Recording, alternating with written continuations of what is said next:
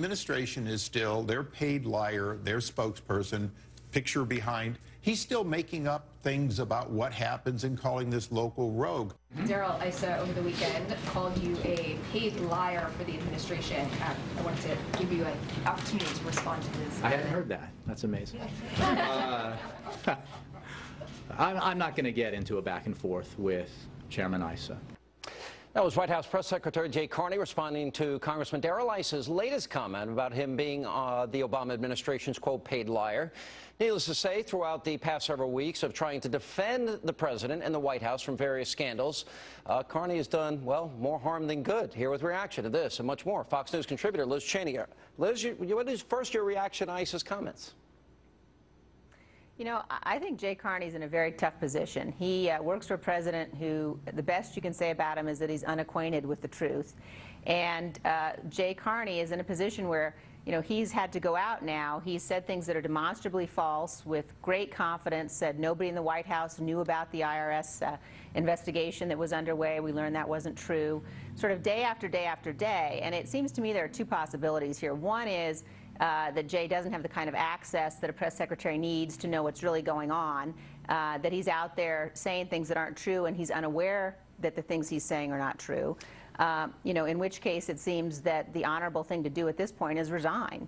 If you don't have the access that you need, if the President of the United States, your boss, has sent you out to say things that are not true, you know, Carney's got to be considering that the honorable path is resignation. On the other hand, perhaps he knows what he's saying isn't true, and that leads you down an entirely different path. But his credibility at this point has really been severely damaged, as has the Attorney General's, as has the President of the United States, as have many others in this administration. What do you take out of Carney's statements that nobody in the White House knew? Then we found out the White House counsel knew. Then she told the chief of staff. I think the biggest news that came out this week, Stephanie Cutter met with the IRS chairman. That's part of the political campaign. She's the deputy campaign manager. Again, we were told by Carney that never happened. No, it's absolutely inexplicable that the IRS commissioner would be at the White House 157 times. I mean, most administrations, most honest administrations, make a big effort to separate out what's happening in the White House from the IRS. The IRS is supposed to be an independent agency. We're not supposed to be in a situation where the president is using the IRS to go after his enemies. And when you've got members of his political campaign meeting with the head of the IRS, you know there's something very fishy going on.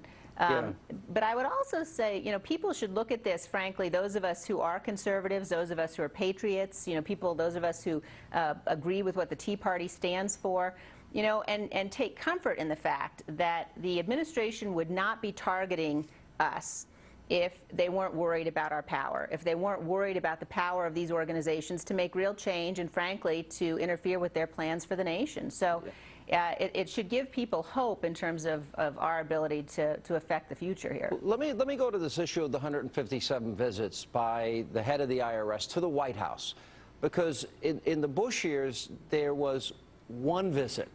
So if we want to, as a comparison, Hillary went to visit Obama in the White House 43 times, Tim Geithner 48 times, the IRS commissioner 157, and then he scoffs off by saying, well, I went to an Easter egg roll. How damaging or alarming is that number, especially compared to the Bush years? Well, you can't explain it. There's no honest, good explanation for it. I think what it goes to also, Sean, is the arrogance of this administration, the arrogance of this president. You know, it doesn't seem to matter to him if the people who work for him lie. You know, when you start to see things like this New York Times report today about Eric Holder being potentially in danger of losing his job, it's not because he's not telling the truth, it's because he's now become a political liability. So, you know, the president basically seems to have operated as though, boy, let's just get away with as much as we can get away with. The media is not going to hold us accountable. You know, we are somehow above the law. We're somehow above accountability. And at the end of the day, so what if we get caught? You know, we'll get away with it. And I think that, you know, they finally now are coming to see that the law does apply to them. Do you Hopefully, we'll continue to see that. Do you see that similar pattern with Fast and Furious, with Benghazi, the IRS scandal, and the targeting of journalists? Do you see a pattern? No question. I mean, if you go back through Eric Holder's career, as Attorney General, you know, coming in first of all and easing up on the prosecution of the new Black Panthers for their voter intimidation, then saying he's going to prosecute CIA agents, then leading the charge to bring terrorists into the United States. You know, it goes on and on and on. Hiring lawyers to work in his department who had volunteered their time to defend terrorists, to defend people who'd taken up arms against the United States. You know, this is a man who, you know, you used to maybe say, gosh, maybe he's in over his head. But we've seen again and again and again a disregard for the law that's very dangerous, frankly, in a constitutional republic, in a place where he's supposed to be, you know, the chief law enforcement officer reporting to the president. All right, Liz Cheney, always